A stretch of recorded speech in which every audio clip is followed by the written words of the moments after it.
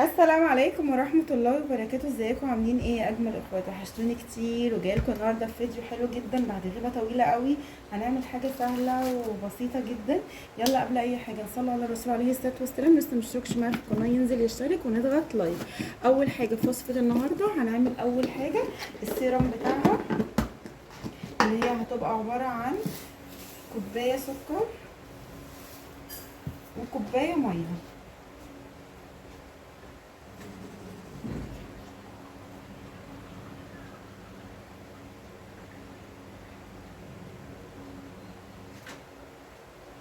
ادي كوبايه الميه دي اول حاجه كده، وهنرفعها على البوتاجاز لمده 5 دقايق فقط لا غير، وهننزلها عشان انا عايزاها سيرم وليست عايزاها شربات. دي اول حاجه.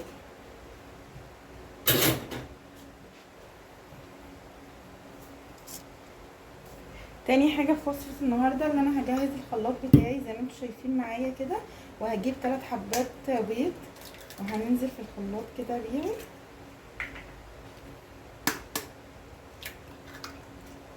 وصفه سهله جدا وحاجه بتبقى جميله ومسكره وبتبقى ايه، حاجه وصفه لذيذه يعني. هنزل عليهم بالفانيليا.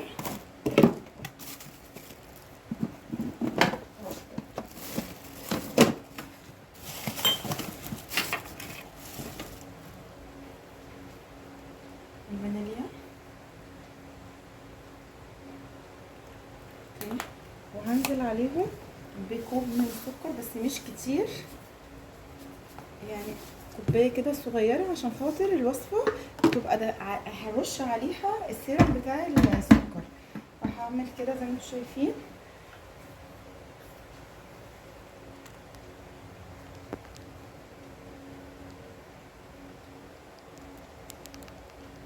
اظبط بس الكاميرا معايا. هشغل الخلاط.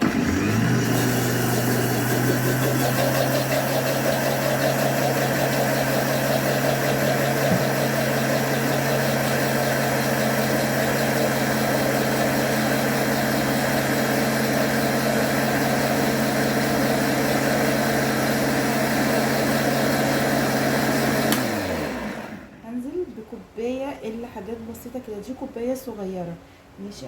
هنزل بيهم كده على البيض والسكر.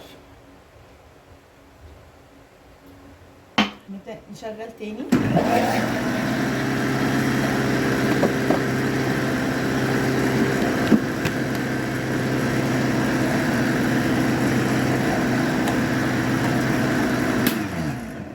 دي كوبايه زبادي عباره عن 150 جرام، انزل بيها كلها.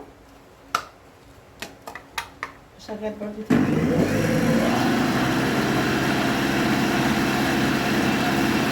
انا جايبه ديت عشان لو احتجتها ما احتجتهاش خلاص، بس انا تقريبا انا مش محتاجها يعني. تمام.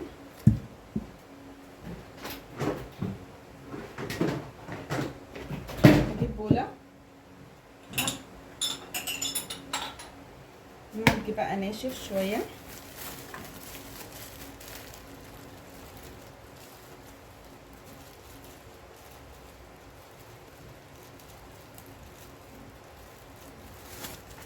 هنزل بقى بمكونات الجافه كلها، اللي هي كوبايه من السميد البسبوسه. ده دقيق 5 نجوم كده انا بشتريه، نوع نضيف قوي. كوبايه من السميد البسبوسه وكوبايه من الدقيق بتاعنا العادي.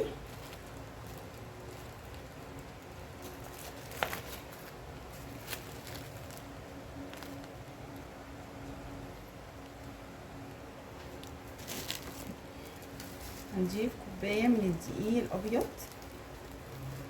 يبقى احنا ضفنا كوبايه من دقيق السميد البسبوسه وكوبايه من الدقيق الابيض. هننخله كويس.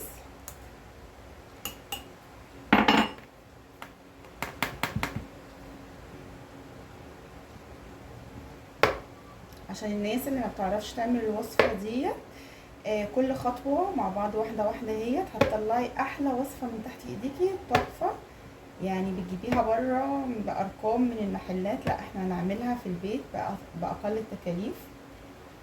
نخمد دي اهو عشان مش فيه اي تكتلات.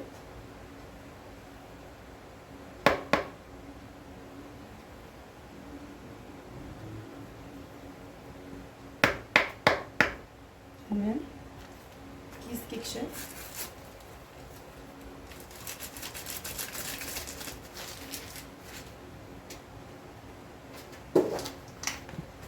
ذرة ملح،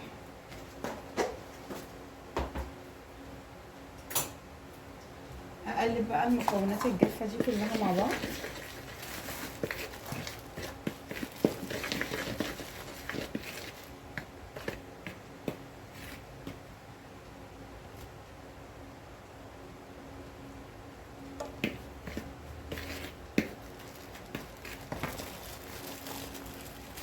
هننزل بنص كوب جوز هند،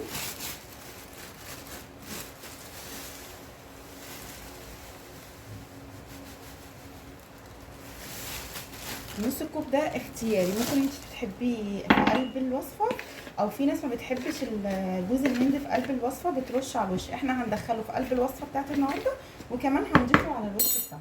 هنضيف المكونات السائله،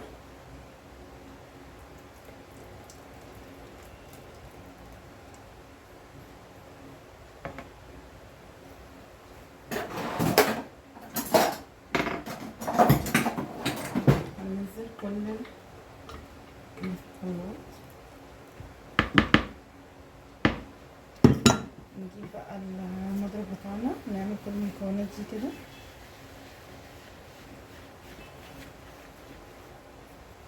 طبعا احنا مسخنين الفرن جامد جدا. وصلت بقى معايا لاخر الخطوه بتاعتي ديت. انا بعمل كيكه الرواني ديت من احسن الكيكات اللي احنا ممكن ناكلها، وبتبقى طعمها حلو قوي قوي قوي، بتبقى مميزه جدا عن بقيه الكيكات. يعني هي بتبقى بالمنظر اللي انتوا شايفينها دي كده، دقيق السميد مع الدقيق العادي، بتبقى بصوا بالمنظر ده. هنجهز لها بقى الصينيه بتاعتها. نرجع لكم تاني. يلا بينا، جهزنا الصينيه، دهناها ماده دهنيه ورشينا عليها حبه دقيق. هننزل بمكونات العجينه بتاعتنا، كيكه الرواني.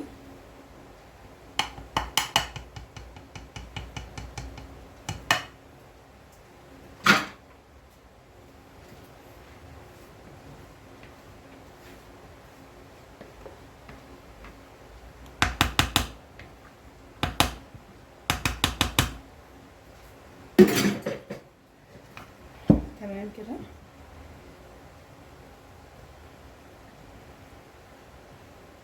هي بتبقى متماسكه شويه عشان خاطر دقيق السميد اللي فيها بتبقى مايله للبسبوسه او الكيكه، يعني بتبقى يعني مايله للاتنين في قلب بعض، فهي بتبقى عجينتها متماسكه شويه كده. تفرديها بالتساوي.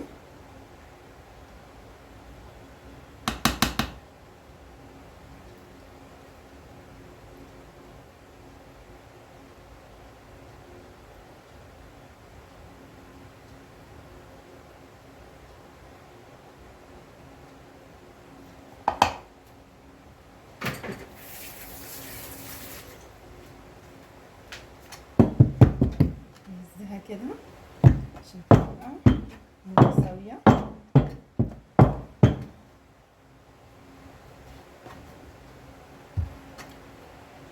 زي ما انتم شايفين كده، هدخلها الفرن لمده ربع ساعه، متاخدش وقت كتير قوي في الفرن، وهطلعها. ولما اطلعها اوريها لكم عامله ازاي. يلا بينا نطلعها من الفرن دلوقتي، وهي خلاص ما اخدتش اكتر من 10 دقايق. بسم الله الرحمن الرحيم. بصوا يا جماعه، بسم الله ما شاء الله. وهي سخنه كده، وهي سخنه ننزل عليها على طول بالسيرم. شايفين؟ بصوا سامعين الكرشه دي اهم ما في الموضوع، ان انت تسمعي كشه السيرم كده، وتسيبها لحد ما تشرب.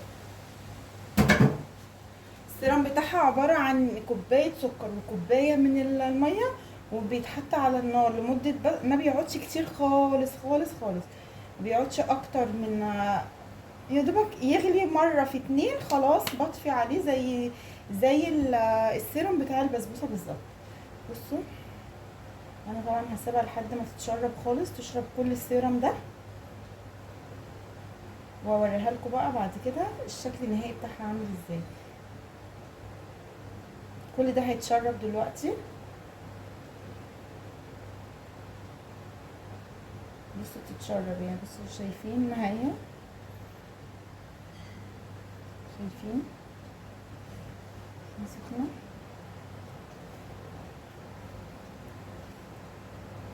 من اجمل الكيكات اللي انا بحبها جدا، وان هي بتطلع كمان ناجحه قوي قوي. اقرب شويه كده، بصوا الجمال. هسيبها بقى لحد ما تشرب خالص، وارجع لكم تاني بعد ما تتشرب خالص اقول لكم الخطوه اللي بعديها ايه.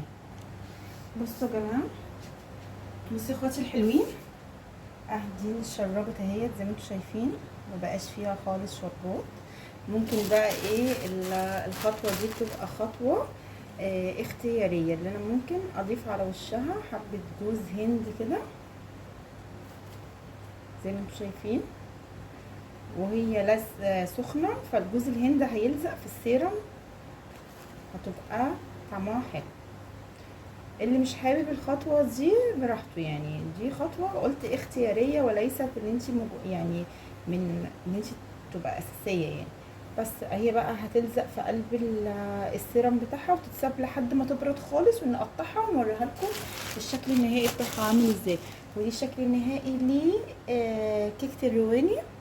الرواني دي كيكه حلوه جدا جدا جدا، ومش مكلفه خالص، وتكلفة بسيطة قوي، وكل حاجة موجودة في البيت، ومش هتتعبي نفسك خالص وهتعمليها. في بقى حاجة تانية، لو انت حباها تعملي كمان طبقة جيلي ساقع، وتعمليها وتحطيها عليها من فوق كده، وتحطي طبقة الجيلي بتاعتها من تحت، بتطلع طعمها رائع رائع رائع. من الناس اللي هي بتحب الحاجة ساقعة، يعني انا عملتها كده وخلصت وتمام. بعمل بقى طبقة الجيلي بتاعتها، وبروح حطوها على الجيلي بعد ما يسقع، وبقطع الاتنين مع بعض، بتبقى حلوة جدا. تعالى نقطعها مع بعض واوريكم ايه الشكل النهائي بتاعها دلوقتي عامل ازاي. هي سخنه وعايزه عشان عايزه اقفل الفيديو. بصوا هقطعها معاكم واوريكم قطعه كده منها. بصوا السكينه،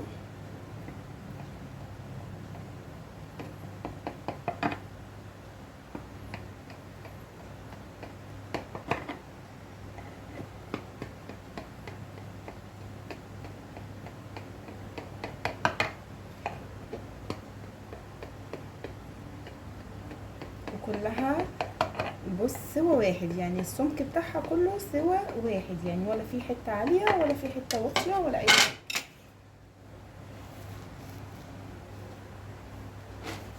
كمان انا عندي حبه فستق، ممكن ازوقها كده زي ما انتم شايفين، بس براحتي يعني، براحتك يعني. بصي حاجه في بيتك انتي فنني فيها زي ما تحبي اعملي. يعني ده فستق كنت عاملاه عشان بحب قوي بضيفه مع الحلويات بالمنظر اللي انتوا شايفينه كده، كل قطعه عليها حبه الفستق. بصوا الجمال.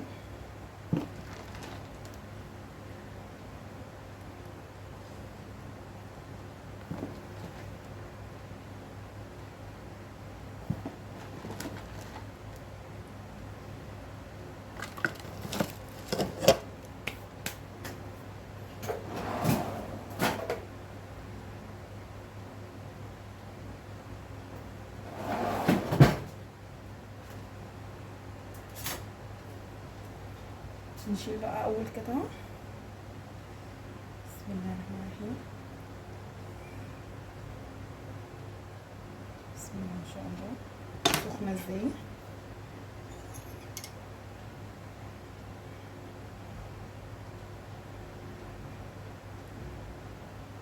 بصوا سخنه. عايزه اوريكم بس السوا بتاعها. بصوا الجمال، بصوا التحفه.